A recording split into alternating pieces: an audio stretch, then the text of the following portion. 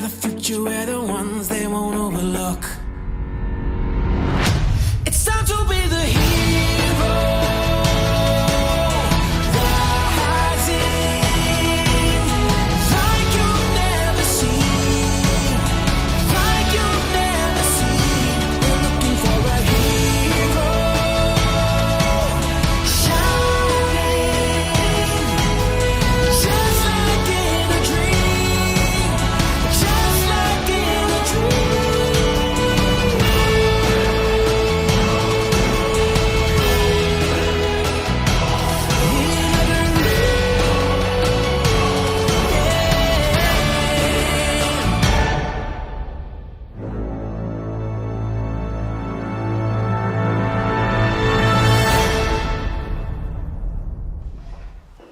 Buenos días a todos, gracias por venir a esta presentación de unas desmemorias.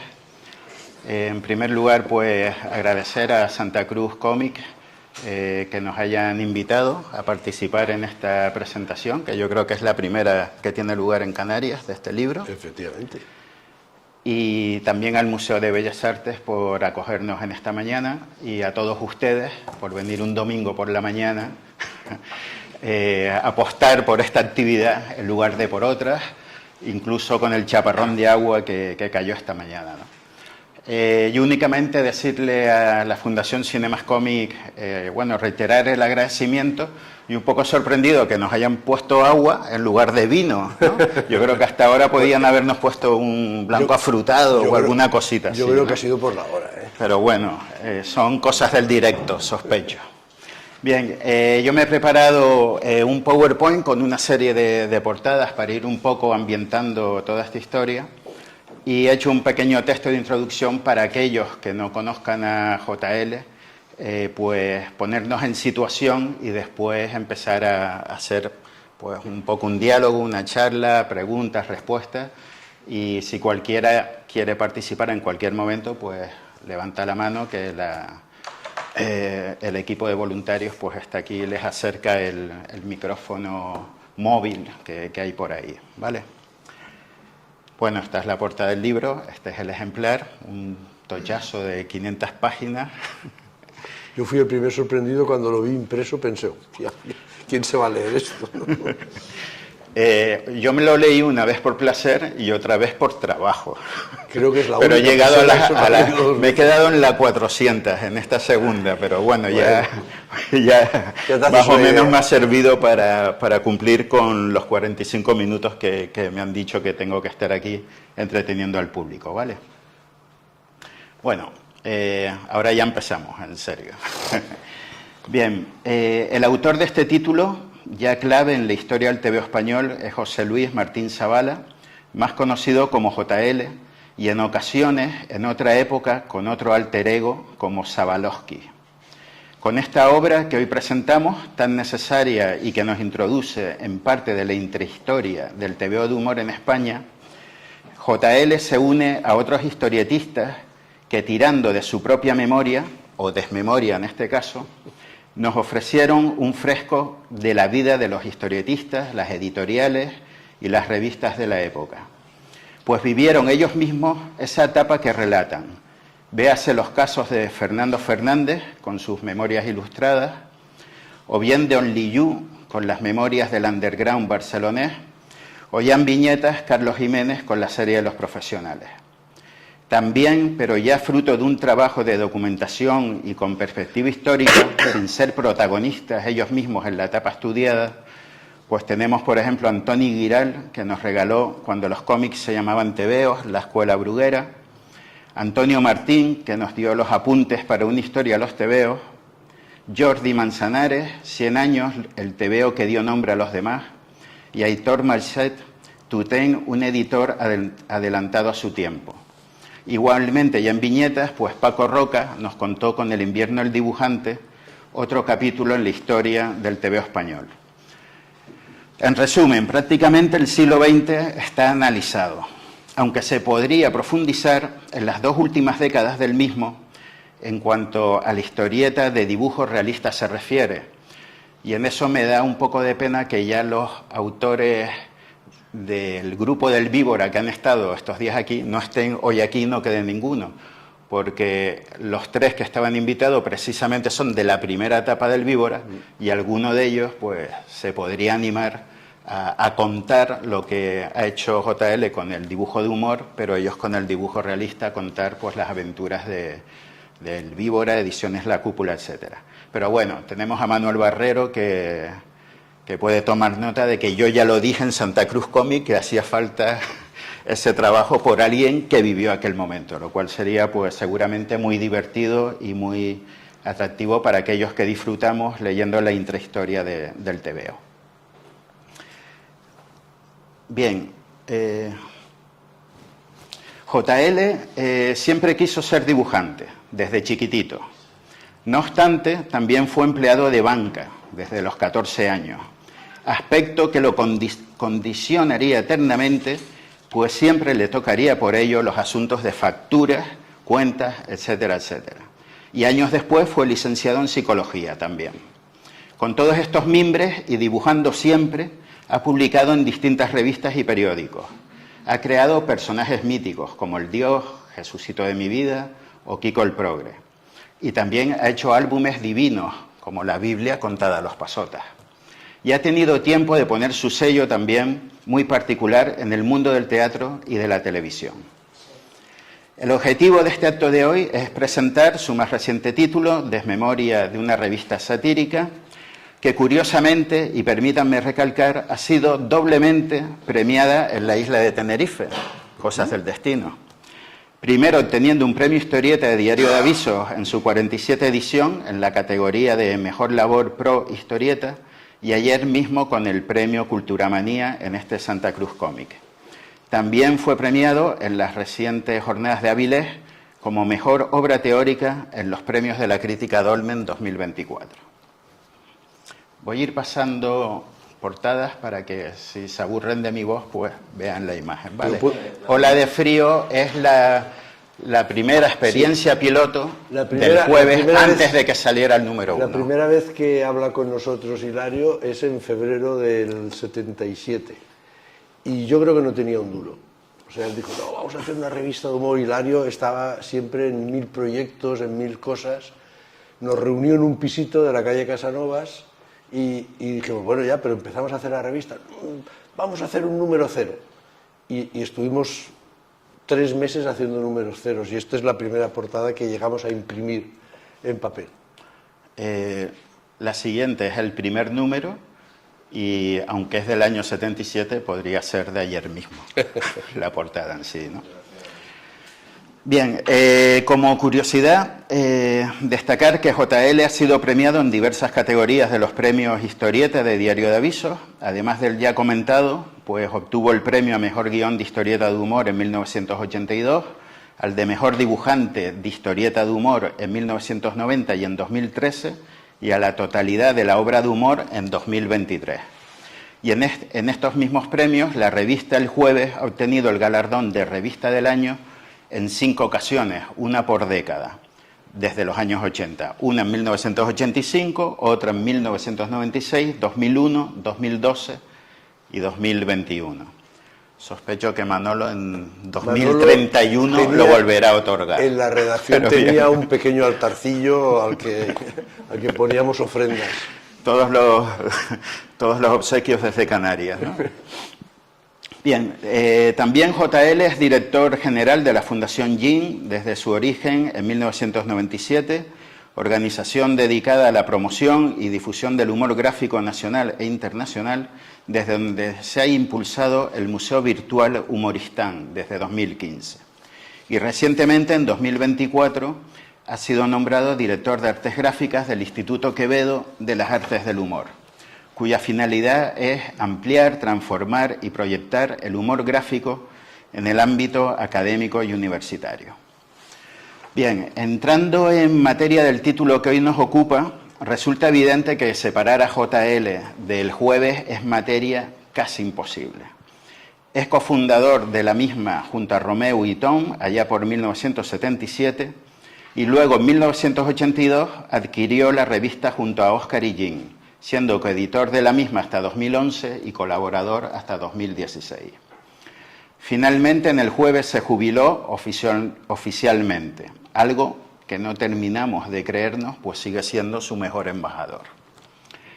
Paralelamente, como editor, participó en varias revistas de ediciones El Jueves, Titanic, H. Diojo, Putamili, Mr. K, además de colecciones de álbumes como Pendones del Humor, Lo Más Mejor de, Colección Magnum, El Jueves Luxury Gold Collection, Mini Pendones del Humor, etc. Sin duda, un tipo inquieto. Pero bueno, ya entrando en materia de estas desmemorias, que están realmente... yo creo que se lo ha pasado muy bien escribiéndolas, porque están sensacionalmente descritas, divertidas, entretenidas, se leen de un tirón, a pesar de que asusten las más de 500 páginas así de entrada. Y en definitiva, pues son pura historia del tebeo del humor español de los últimos 40 años. Las portadas que vienen a partir de ahora son de ejemplares que yo tenía en casa de mis padres, salvo las dos primeras, porque ahí yo tenía 6 años cuando salieron. Y bueno, cuando me llegó el WhatsApp invitándome a esta presentación, pues tiré de lo que tenía en casa, ¿vale? Y entonces, pues básicamente, pues son números que, pues extra Navidad, super extra, edición conmemorativa, 30 aniversario, 40, yo qué sé, hay un popurrí de todo, ¿vale? Pero bueno, para ya entrar en materia, JL,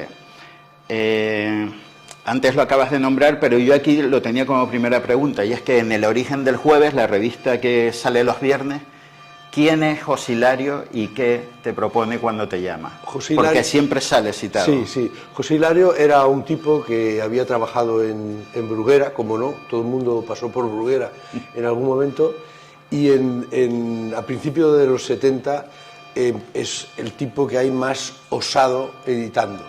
Él edita primero una revista que se llama Boccaccio, que era una revista erótica bajo el franquismo, con un erotismo muy contenido, pero él es el inventor, por ejemplo, de Barrabás.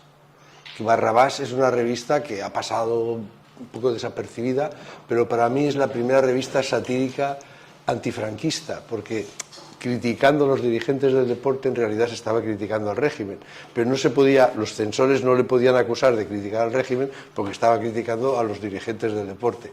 Fue un juego de gato y ratón muy inteligente. En todo caso era el tipo que tenía más iniciativas, un tipo total, era un volcán, valga la redundancia del sitio donde estamos, de ideas, ¿no? Y este hombre está en el principio del Grupo Z, él es el que inventa Interview. El Grupo Z, el primer año es un caos organizativo, pero es un éxito editorial como no se había visto nunca jamás, porque nunca se había visto que dos personas se juntaran y de repente hicieran una revista que vendía 500.000 de ejemplares. Habían grupos editoriales consolidados, pero que dos chiquilicuatres, porque Antonio Asensio era el hijo de un fotolitero, que tenía un taller de fotolitos y tal, y el otro era un señor con ideas y sin un duro. Y montan Interview y en un año... Entonces, a partir de ahí tenían mucho dinero, llovía de todos lados, y empezaron a hacer revistas, pero ellos se pelean al año o así, se separan, no están de acuerdo, no sé qué cosas. Entonces Hilario se va y tiene que hacer cosas, y hace el Primera Plana, hace una revista erótica que se llama Bazar, y se le ocurre que tiene que hacer una revista de humor. Él ya había hecho Por Favor, y había hecho Barrabás, o sea que era solvente. Cuando él te llama y dice, oye, quiero hacer una revista de humor, no era cualquiera, era un tipo que había hecho las dos revistas de humor muy interesantes, ¿no? Y entonces nos llama, nos dice que quiere hacer una revista de humor, él da la idea. Yo siempre defiendo que El Jueves tiene una fórmula, y la fórmula la da Hilario, que era, él quería hacer un Pulgarcito para adultos, una revista con actualidad, pero con personajes, y eso es lo que diferencia al Jueves del resto de las revistas de humor, porque entonces durante muchos años, pues si a la gente la portada no le parecía muy atractiva, pero tenía que seguir las aventuras de los personajes que había dentro, y si ya le atraía la portada, pues eso que tenía hecho, ¿no? Yo creo que esa combinación y esa idea básica es de Hilario, y los primeros dineros para hacer la revista son de Hilario. Muy bien. Siempre se ha comentado, o yo he leído también, que en ese momento inicial que hicieron un listado de personajes a tratar. Sí, sí. A Kim siempre le tocó el facha, que era el Bueno, que nadie quería porque Kim llegó antes. Pero este listado, ¿quién lo hizo y cómo se lo asignaron? Claro, él nos dice, quiero hacer una revista con actualidad y personajes. Lo de actualidad lo teníamos claro, personajes, no, sí, como el Pulgarcito, con personajes que reflejen la realidad y tal y cual. Bueno, entonces hicimos una lista de personajes, un señor que tenía un bar, un señor que no sé qué, no sé cuánto, y un facha, que entonces en el año 77 era un personaje muy, muy presente, porque había todas las organizaciones de extrema derecha que se resistían al cambio de régimen y bla, bla, bla. El Kim es la persona más tranquila del mundo, es un tipo, yo siempre digo que vivirá 150 años porque no ha tenido desgaste. Tío que iba siempre tranquilo, tal. Y entonces él se presentó el último, claro, le llamamos, porque él trabajaba en Matarratos y además era un dibujante excepcional, buenísimo, sí, sí. ¿no? Y él llegó el último. Y claro, nadie quiso hacer el facha, porque era muy antipático, ¿no? Y entonces, cuando él llegó, dijimos, chico, te ha tocado Martínez el facha. Y aún sigue haciéndolo. Sí, sí, sí. Es el que se ha mantenido eternamente, ¿no? Pero ese listado entonces lo hiciste tú, tú con Tom y Romeu, los sí, tres. Sí. Elaboramos una lista y a ver lo que cuadraba. A ver, sí, sí. De hecho, en los 6 primeros meses cambiaron casi todos. Porque al final los personajes, tú creas un personaje pensando que tiene un recorrido, pero es en realidad cuando te pones a hacerlo que ves qué posibilidades tiene. Y muchos de los personajes primigenios del Jueves desaparecieron en los primeros meses. Y en cambio fueron apareciendo otros que sí que se consolidaron. Ok. Después hay otra cosa curiosa y es la tipografía de la cabecera del Jueves, ¿no? Que se ha mantenido prácticamente en toda su historia, ¿no? Cuéntanos su origen, un poco a quién se le ocurrió. El título se le ocurre a Hilario, que dice el jueves. Además, sí. Él nos pide también, además de los personajes, un listado de títulos, ¿no? Y entonces nosotros hicimos títulos así muy gamberros, el sobaco verde, el no sé qué, no sé cuánto. Y cuando se lo llevamos, se lo miró, que lo estoy viendo, ¿eh? Muy tranquilo, se miró, un puro. Entonces llevaba peluca, se lo miró, debió pensar, vaya mierda de lista que me han traído. Entonces se llamará el Jueves la revista que se llama El Viernes. Y salimos del despacho, pues el jueves. Entonces el Romeu encargó a su cuñado, tenía un cuñado italiano creo, que hiciera un logo y hizo nos gustó y hasta ahora. Y después en el Tomaso, cuentas que años después, paseando por el Rastro. Es cierto, llegamos un día, estamos por el Rastro y hay una tienda de antigüedades con el logo del Jueves, y la tienda era mucho más antigua que el Jueves. Y nos hicimos una foto y todo, creo que está en el libro, porque nos sorprendió. O sea, el Jueves ya existía como tienda en el Rastro desde hacía 50 años antes que nosotros como revista. Ok. Pero no saben si se lo copió de ahí o... No, okay. yo creo que no, fue una casualidad. Bien, bien. La letra era muy parecida. Ya, por eso lo sospeché. Pero bien. Bueno, el símbolo del bufón aparece en el número 72 de la revista y es un encargo que le hacen al dibujante Tex. Sí. Y que... A mí me parecía que la revista tenía que tener una mascota, Eso, porque todas las revistas de humor siempre tenían mascota. Y digo además en el libro que el bufón no es la mascota más original que se ha inventado, digamos, ¿no? Porque incluso hay varias revistas, hay más de una revista que han tenido un bufón como mascota. Pero bueno, a mí me parecía que iba mucho con la filosofía nuestra, que era meterse con el poder, digamos, ¿no? Nosotros teníamos una filosofía muy, muy básica y muy sencilla, que era que nosotros nos teníamos que meter con los de arriba, con el poder. Y el bufón siempre ha cumplido ese papel. De vez en cuando el bufón salía bien parado, de vez en cuando le daban un par de hostias. Pero esa era su misión clarísima, ¿no? Y entonces había un dibujante que se llamaba Guillermo Tejeda, que era un chileno exiliado del golpe de Pinochet, digamos, y que era el tipo más moderno que yo conocía entonces. Era un tipo no solamente moderno, era muy novedoso, era un tipo que ya hacía yoga cuando nadie hacía yoga, que comía vegano, este tipo de cosas, y además tenía unos diseños muy bonitos. Y entonces le encargamos la primera mascota del Jueves. Hombre, ahora que has nombrado Chile, hay un par de capítulos en los que él habla de los argentinos de Z, del grupo Z, y de los del Jueves. Y ahí te meas de la risa cuando vas leyendo esas... Eran unos personajes tremendos. Claro, estos son los exiliados de la dictadura de Videla, que además la mayoría eran muy buenos profesionales. Pero los argentinos hablan mucho y todos se vendían muy bien, digamos. Tenías que distinguir, claro, tú estabas ahí en la redacción del Jueves, te venía un tipo y te decía, no, yo soy menganito, yo para acá dirigí Tía Hortensia. Hostia, Tía Hortensia, una revista de referencia en Argentina, hostia, qué gusto conocerte y tal. Bueno, cada 2 días aparecía otro, no, yo por allá estuve de director de Tía Hortensia. Joder, qué casualidad, 2 directores. Claro, al quinto ya decía, aquí hay mucho director de Tía Hortensia, ¿no? Pero la verdad es que eran en general muy buenos profesionales, muy buenos dibujantes. Argentina siempre ha tenido un nivel de humor gráfico muy bueno y lo sigue teniendo ahora. Qué bien. Bueno, hemos dicho que el Jueves tiene por un lado una parte de actualidad, por otro lado unos personajes fijos. Al final es como un puzzle en el que cada persona que lo compra pues siempre va directamente de entrada al personaje que más le gusta en la primera leída, ¿no? En la segunda ya segundos personajes y en la tercera ya termina de leerse la revista, ¿no? Pero incluso los personajes a su vez también eran un puzzle. O sea, estaban concebidos de manera que fueran complementarios. Había 2 tipos de personajes, unos que eran mayoritarios y que tenían mucha parroquia, pero luego había otros que eran minoritarios, pero tenían una parroquia más pequeña, pero mucho más apasionada. Y eso el editor tiene que saberlo captar. Quiero decir, Carlos Azagra a lo mejor de Pedro Pico Picovena no era tan popular pues, como la puta mili, pero el lector de Pedro Pico Picovena era un apasionado de Pedro Pico Picovena. Era muy fiel.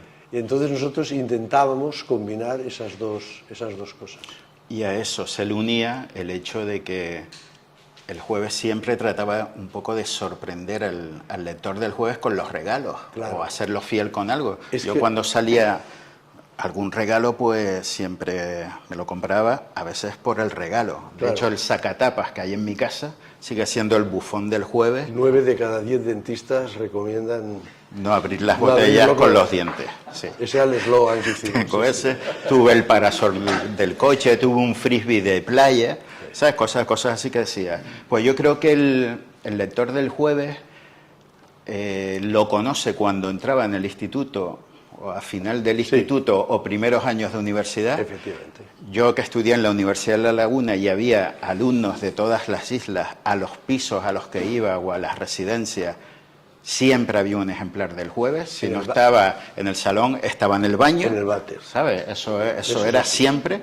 Y siempre había algún cartel del Jueves de pues la típica caricatura de Vizcarra, de si el tipo estudiaba física, pues había allí un Albert Einstein que había dibujado Vizcarra, o sea, el tipo era un apasionado del tenis, pues un John McEnroe, un tal, siempre había, ¿no? Y nosotros llegamos a hacer una encuesta y el 80% de los lectores nos leían en el baño. Sí, sí. Lo cual nos parece un sitio estupendo, ¿no? Doy fe de ello. Después me llegaron más complicaciones y fui dejando de comprar el Jueves, pero siempre que acudía con una tarjeta de embarque a cualquier sitio, me compraba el Jueves. Si era un avión, si era un barco, si era tal, no, compramos el Jueves y nos lo leemos en el avión, en la travesía. El Jueves da un salto en la venta a mediados de los 80 cuando conseguimos distribuir en las estaciones de tren y aeropuertos. Cuando entramos ahí, en el año 86 creo, con Coedis, es cuando el Jueves da un salto de ventas. Que dice, bueno, también es que había tal colaborador y tal y cual, sí, pero al final la distribución es muy importante. Claro. Bien, en un momento del libro apuntas que la Biblia contada a los pasotas ha logrado vender en diferentes ediciones pues más de 120.000 ejemplares. Es el top como álbum de las colecciones. Para ti, o sea, tú como autor, sí, pero dentro de todos los álbumes del Jueves. Yo creo que vendimos más de Puta Mili Pero de puta mil de algún número en concreto o en global dices, oh, bueno, de Máquina Baja igual se vendió más, pero como la Biblia contra los pasotas es una historia única, digamos. No te lo sabría decir con seguridad, pero Puta Mili y Máquina Baja a finales de los 80 estamos haciendo primeras ediciones de 30.000, 40.000 ejemplares. Y hacíamos segunda y tercera, ¿eh? O sea que debieron alcanzar también unas cifras parecidas. La Biblia es que fue un fenómeno muy curioso, digamos, porque ya vendió... En la primera vendió 40 o 50.000 ejemplares. Claro, entonces era una cosa así un poco prohibida y este tipo de cosas. Además yo tuve el juicio, en fin. Había toda una serie de ruido alrededor del libro que supongo que nos beneficiaba. Pero yo creo que los libros de Ibá, no en conjunto, sino cada uno de ellos también vendieron... Vendía esas cifras. Muchísimo, sí. Ok.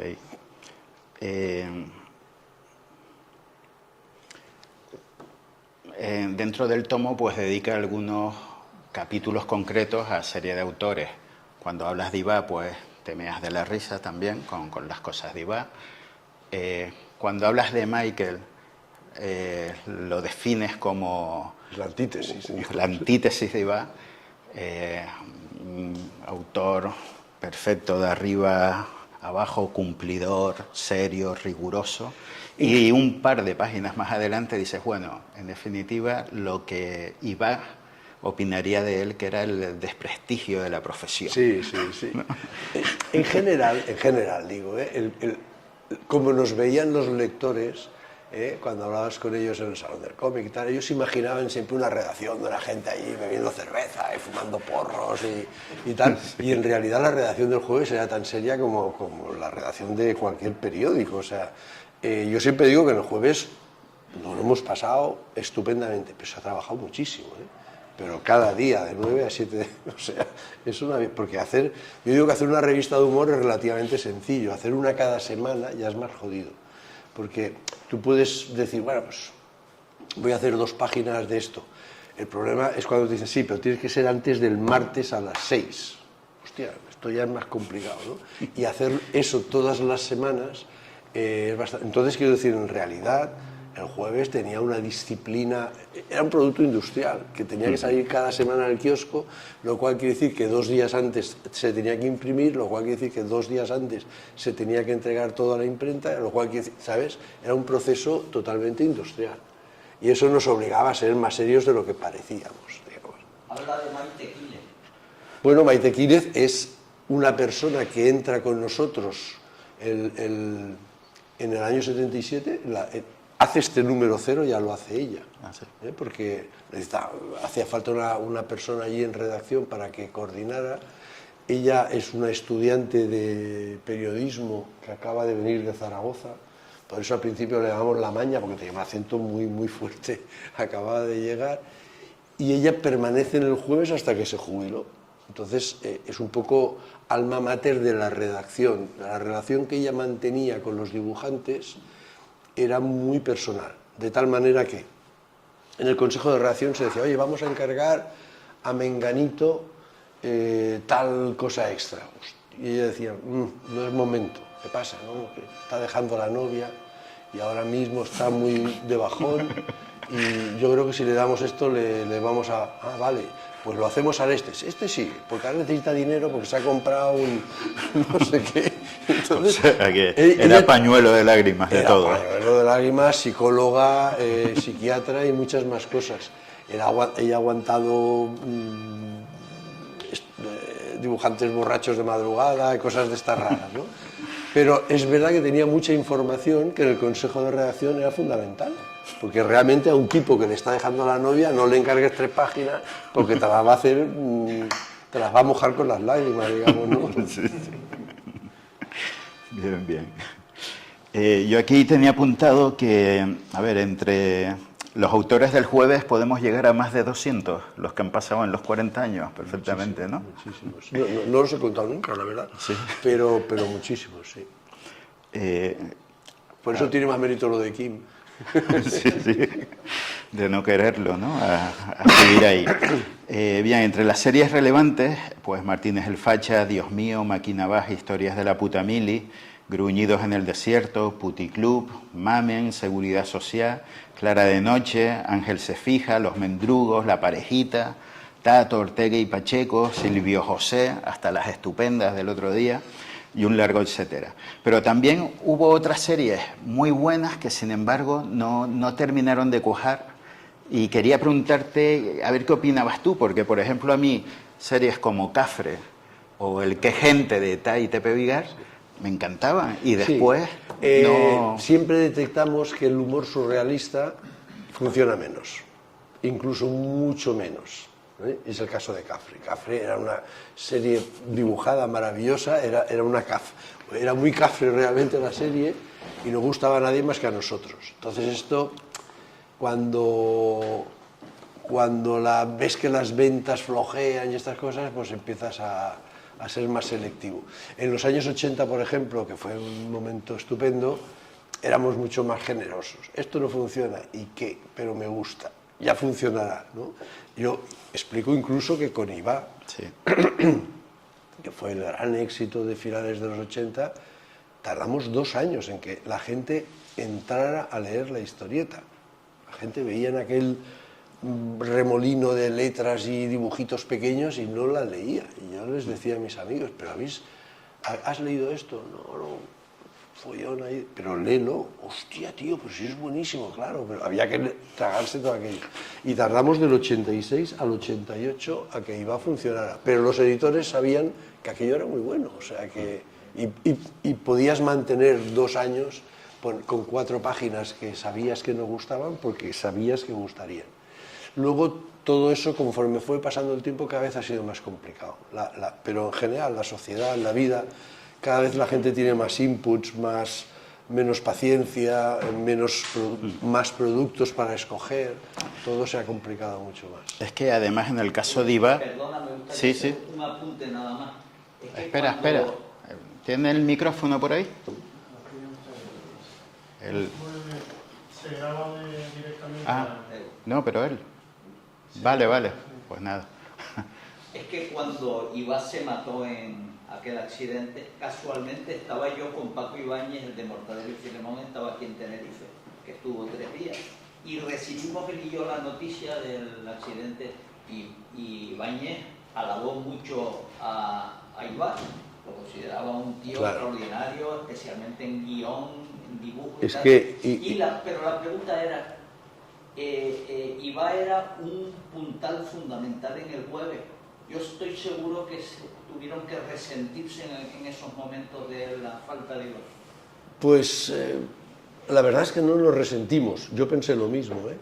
Seguimos publicando las historietas, porque bueno, hicimos un acuerdo con la viuda y dijimos, oye, esto se puede, como ya llevaba, cuando él muere en el 93, llevaba 7 años, empezamos a publicar las primeras, que muchos de los lectores de entonces, porque el ciclo de los lectores del jueves era de 2, 3, 4 años, el normal. Esto que ha dicho Santi. La gente nos descubría en últimos de instituto, primeros años de la universidad, había un romance apasionado durante 2, 3, 4 años, y luego ya se iba especiando, compraba solo los extras, se casaban, tenían hijos, tenían compromisos, trabajos, tal, y iban dejando el jueves ya como una cosa esporádica, ¿no?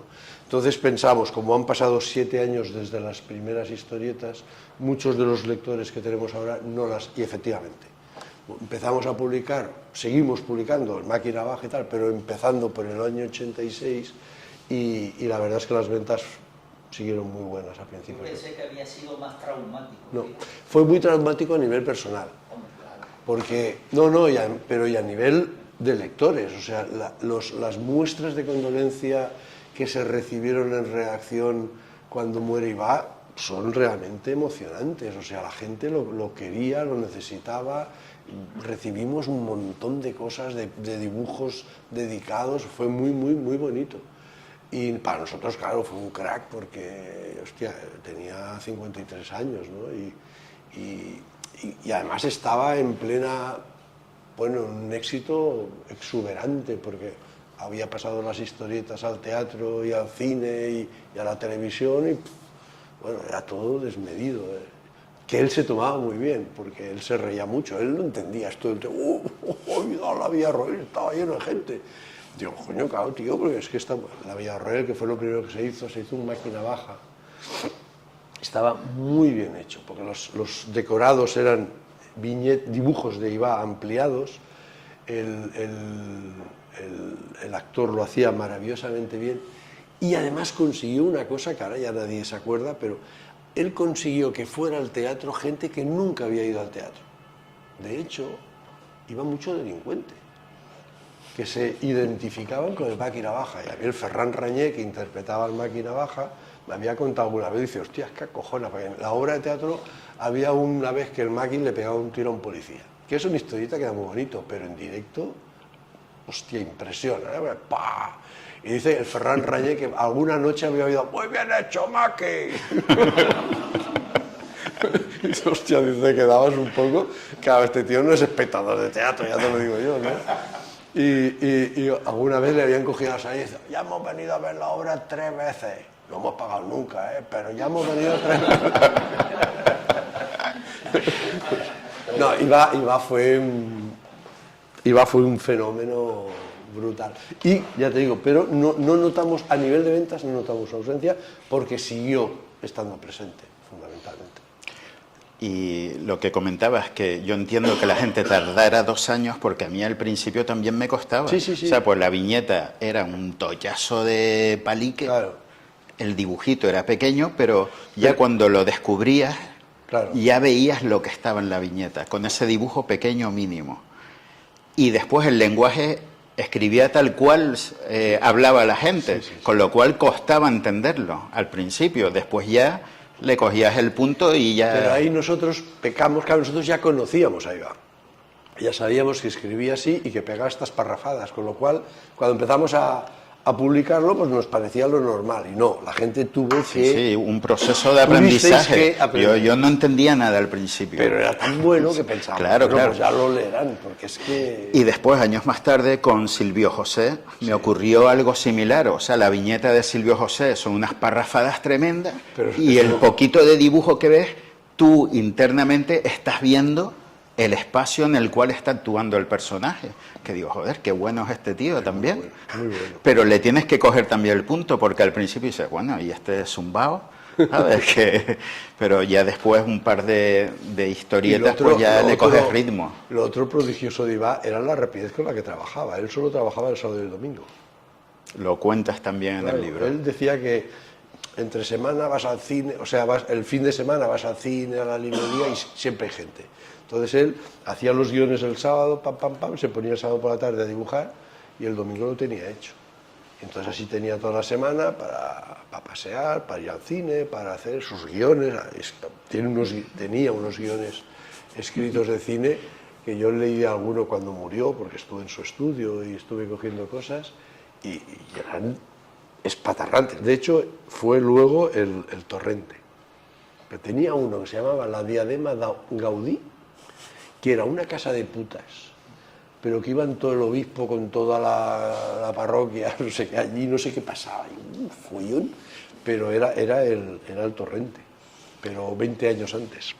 ¿Y La puta Mili como revista se vendía más en los cuarteles o en la calle? Los cuarteles estaba prohibida, Estaba prohibida. sí, ya la llegaron a prohibir, lo cual quiere decir que la compraban a escondidas, claro, Por eso. pero se llegó a prohibir. Y yo ahora miré en estos días en TVOfera cuánto había durado. Y duró 5 años, 5 Puta años. Mili, del 92 al 97. Queda- Y me quedé sorprendido, pues pensé que había durado muchos más años. No. O sea, y digo, joder, solo duró 5 años y la gente que lo estábamos- sigue recordando pero y la estábamos- sigue asociando. ¿no? Estábamos al final de la mili. Claro, claro. Sí, O sea, la coincidió con que cancelan se- cuando ya no es la Mili profesional, Claro. se hace profesional, que diga, ¿no? Cogimos ahí ese límite, entonces... Mira, un apunte. En el kiosco, yo compraba en el kiosco que está en el hospital militar y entonces funcionaba el hospital. Tenía que ir rápidamente a coger mis huevos porque me decía la chica, el matrimonio que llevaba eso, me decía, todos los soldados que están en el hospital militar vienen y el mismo día se llevan todos los jueves. Pedimos más y tal, pero no conseguimos prácticamente tener el jueves 2 días ahí. Muy bien. Bueno, ya el campanario nos anuncia que, Uy, ya, que sí. está aquello a la 1, pero hay 2 cositas que yo quería comentar. Ya casi al final del libro cuentas que a modo de celebración pensaste que se podía hacer un ejemplar con historietas de todas las épocas. Pero tras ponerte a repasar los números desde el primero, consideraste que era imposible y tuviste que desistir en estos tiempos que corres porque ahora serían impublicables. Acabaría con la reputación de muchos dibujantes. O sea, serían acusados de las cosas más horrísonas. Se te subió la tensión arterial mientras los repasabas. Pero además fue muy rápido, quiero decir, era el ex de 35 años. Yo le dije a Maite, oye, ahora que tengo tiempo, me voy mirando.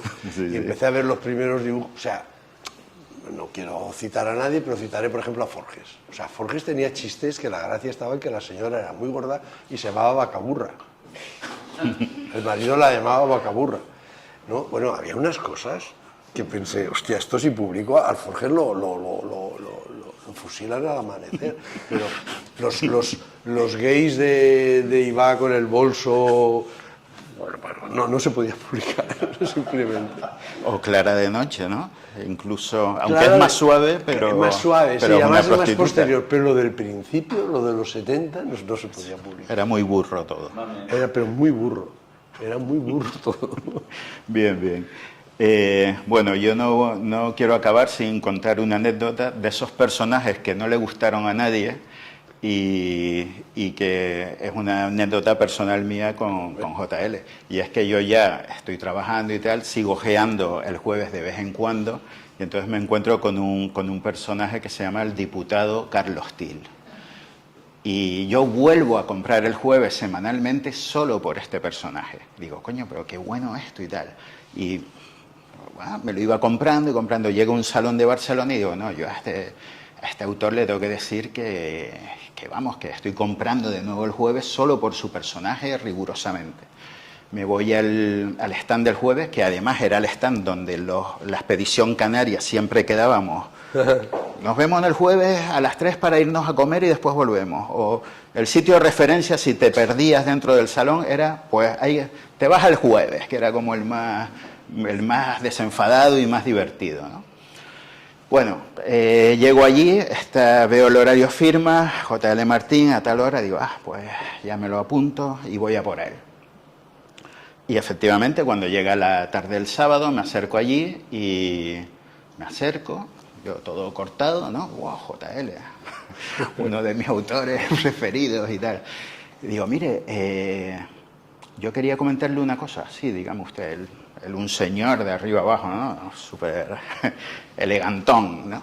Digo, mire, yo solo quería comentarle una cosa, y es que le voy a ser sincero, yo leía el jueves en mi época de estudiante y ahora lo he vuelto a comprar rigurosamente cada semana por el personaje suyo, el diputado Carlos Til, porque es que me encanta, me parece, vamos, fresco, me parece maravilloso, muy divertido, muy elegante esa tira, además la caligrafía que usted utiliza pues siempre me ha gustado y tal, y pues, me dice él, pues, muchas gracias, pero ¿a usted no le importaría esto que me ha contado volverlo a decir? Digo, ¿cómo? Dice, sí, disculpe un momento. Entonces se gira hacia atrás y llama a una mujer, que ahora sé que es Maite Quile, llega a la mujer y dígale. Digo, pues no, le estaba diciendo a JL que su nuevo personaje en la revista, el diputado Carlos Til, que me tenía enganchado, que me parecía estupendo, muy fresco, muy divertido y que la verdad es que me encantaba y tal. Entonces ella me dice, bueno, pues nada, me alegro que le guste la revista y tal. Ella se va y me dice, JL es también sigue muy respetuoso él, ¿no? Dice, pues que sepa usted que ese personaje ya está cancelado, que las encuestas dicen que no le gusta a nadie y que a la única persona que le gusta es a usted. Digo, ¿pero cómo va a ser eso? Dice, de hecho creo que queda 1 o 2 tiras por publicar, pero porque ya estaban entregadas, pero la serie está cancelada. Ya no va a salir nada más, ni yo voy a hacer más, pues a nadie le gusta. Digo, bueno, pues pero éramos lo siento. Dos, tú y yo, sí, porque yo lo hice porque me gustaba. Y entonces le dije, bueno, pues nada, la verdad es que es una lástima y tal. Y yo llevo un cuaderno y digo, ¿no le importa? Y me hace un Carlos Til. Dice, sí, claro, con muchísimo gusto. Y me dibuja un personaje, el personaje diputado, Y la dedicatoria dice algo así como para Santiago, el lector, el subrayado, al que gustó el diputado Carlos Tir, cordialmente J.L. Martín. La verdad. Y ahí quedó la cosa, hasta que años después, pero eso ya es otra historia para otro momento, ¿no? Bueno, si alguien tiene alguna pregunta, ya las campanas anuncian que es la 1, Sí.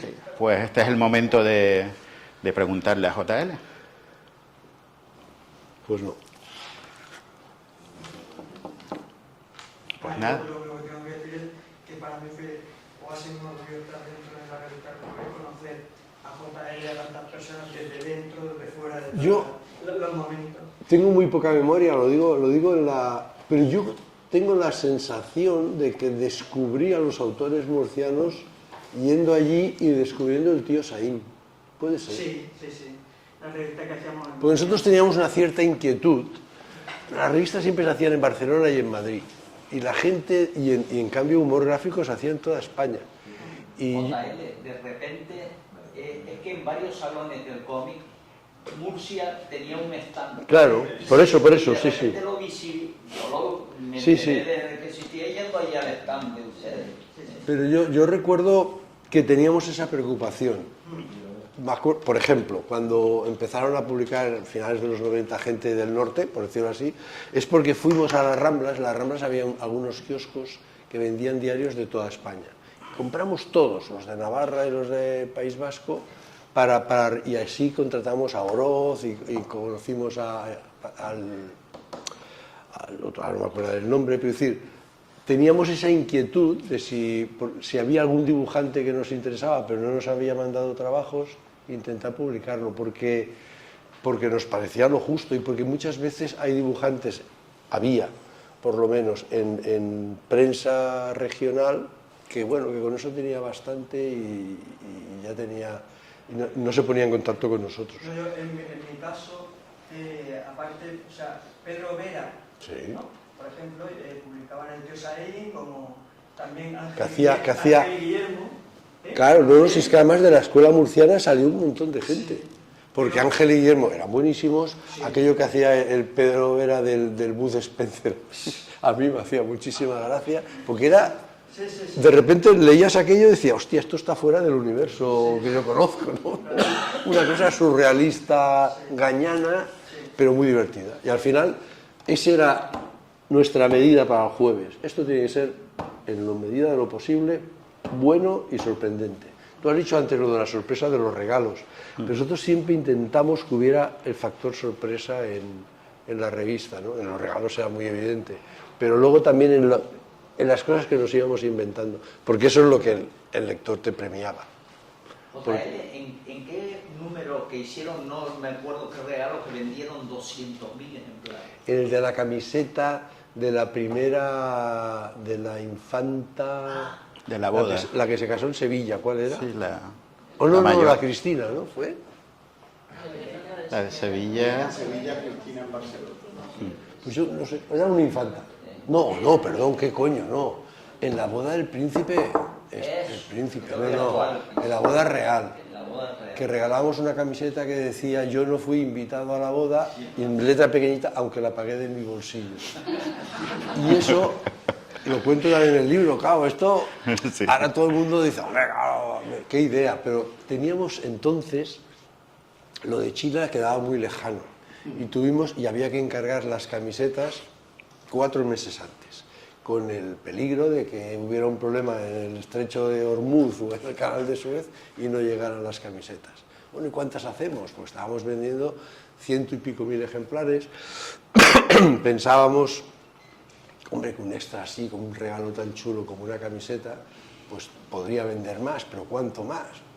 Y claro, la camiseta valía una pasta, también hay que decirlo. Total que al final me lié la manta a la cabeza y dije, no, 100.000, ¿no? Pero ya como nos parecía el tope. Se vendió la mañana del miércoles. La mañana del miércoles al mediodía estábamos recibiendo llamadas de todos los distribuidores que no les quedaba una camiseta y que hiciéramos más ejemplares, ya no nos dio tiempo. Y también recuerdo que en otra ocasión me contaste de que había un regalo que agotaste todas las tiendas de Barcelona, No, de las bragas de las... Las bragas. Exactamente. Las bragas. Todas las bragas. Todas. Eso cuando hubo el follón aquel de la Chavarri. Claro. Esa historia también la cuento porque además no las cuento por darles importancia, tanto como para reflejar el ambiente que había en la redacción, ¿no? O sea, sale en el interview, que además era una historia muy sucia de chantaje entre banqueros y no sé qué, pero bueno, el caso es que sale la foto en la portada de interview. Y llegamos por la mañana y el maquetista, que se llamaba Chema, dice, la semana que viene, el jueves, tendría que regalar unas bragas. Que es una idea estúpida. Pero nos quedamos así, dijimos, hostia, pues sí que sería una sorpresa, digamos, ¿no? Pero entonces descubrimos, claro, entonces el jueves estaba tirando unos 100.000 ejemplares y necesitábamos 100.000 bragas. No se consiguen fácilmente. Le mandamos al gerente a la farmacia porque dijimos, hostia, hay estas braguitas de papel y tal, ¿no? Pues con esto ya hacemos la broma y tal. Pero claro, en la farmacia él obtuvo la marca de los fabricantes y cuando llamaba por teléfono, buenas, mire usted, que queríamos 100.000 bragas. Y usted llama el jueves, váyase a la mierda. Claro, el jueves. Y entonces yo hablé con un amigo mío que era director de banco, y yo le dije, oye tío, ¿dónde podría yo conseguir? Y dice, yo te digo quién. Y se nos presenta en redacción un gitano que era el que controlaba los mercadillos de Cataluña. Y le digo, mire, necesito 100.000 bragas para el viernes. Porque claro, esto era para la semana siguiente, si no, no tenía gracia. Y el tío se queda así pensativo y dice, 100.000, pero no se preocupe, yo se las consigo. Hicimos nos estrechamos la mano y ese fue el contrato. No había tiempo de redactar ningún contrato. Él me dijo 30 pesetas la braga, yo le dije que sí y nos la jugamos. Pero lo digo para lo bien que nos lo pasábamos, digamos, ¿no? Aquello no tiene ni pies ni cabeza. O sea, firmar con un señor, comprometerte a pagar, ni él también llevar 100.000 bragas a una imprenta. Y además habrás pasado la historia de ser el único ser humano de la Tierra que se ha gastado 3 millones de pesetas en regalos de bragas. Sí. No llegaron a 100.000, llegaron 96.000, 97.000, pero también fue un número que se... A igual. A mí me pasó, JL, que como esta semana no me llegó el jueves a casa. ¿Qué coño? Claro, los las robaban en correos. Fui al kiosco, que yo no sabía que se habían puesto la... Sí lo sabía, pero digo, bueno, pues una gracieta más que se ha hecho en el y yo voy al kiosco entonces a comprarla. Y entonces me dice la del kiosco, digo, ¿me da el jueves? Y dice, ¿qué? ¿Otra más por la braga? Sí. Digo, no, ¿cómo voy a decir? No es que colaboro en el... Bueno, adiós. Hay que decir que nos quedamos con el cargo de conciencia de que desabastecimos de bragas los mercadillos de Cataluña durante un mes. Claro, ahí no había quien comprara unas. Pero sí, oye, 97.000 bragas estaban... Yo estoy aquí de Sí, palote, está aquí, y, bueno, cierto, está aquí como cierto, torrente, ¿no? de la película, pero... Por eso digo que la presencia es inquietante. Sí, por eso estoy aquí así como... A ver si... Bueno, yo sepárate un metro. Yo a JL no me atrevo a interrumpir, pero a ti o a Guachi no pasa sin problema. Nada, lo único, animarles a que si se quieren pasar un par de tardes divertidas riéndose, pues en este ejemplar lo van a encontrar, porque no les vamos a contar lo de los secuestros de los números de la revista, que también están muy divertidos y aparecen ahí los juicios y todo el tema. O sea que sin más, pues nada, un abrazo para mí y para JL, por favor.